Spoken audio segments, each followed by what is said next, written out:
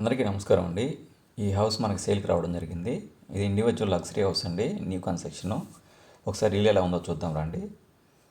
ఈ ఇంట్లో మనకి లెఫ్ట్ సైడ్ చూసుకున్నట్లయితే వాటర్కి సంబంధించిన బోర్ ఇవ్వడం జరిగింది. టైల్స్ కానీ మనం పార్కింగ్ కానీ చూసుకోవచ్చు. రైట్ సైడ్లో మనకి స్టెప్స్ ఇవ్వడం జరిగింది. పక్కనే కామన్ వాష్రూము. మనకి లెఫ్ట్ సైడ్లో కూడా కొంచెం స్పేస్ అయితే ఉందండి. ఇది ఎంట్రన్స్, మెయిన్ ఎంట్రన్స్ అండి. మనకి ఇది టేక్ వుడ్తో అయితే ఇవ్వడం జరిగిందండి.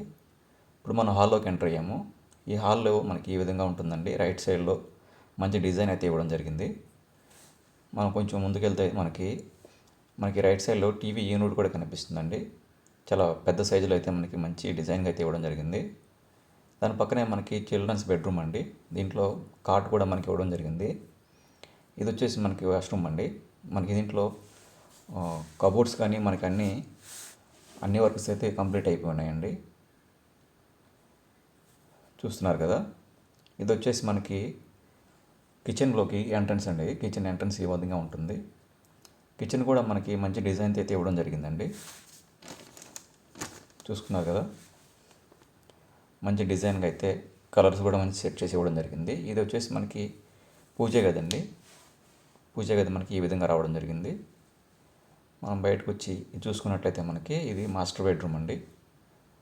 మాస్టర్ బెడ్రూమ్లో కూడా మనకి కావాల్సినవన్నీ మనకి టీవీ స్టాండ్ కానీ, అదేవిధంగా మనకి మిర్రర్ కానీ, మనకి కబోర్డ్స్ కానీ మనకి ఈ విధంగా అయితే ఇవ్వడం జరిగిందండి. చూస్తున్నారు కదా, ఇది వచ్చేసి మనకి వాష్రూమ్ అండి.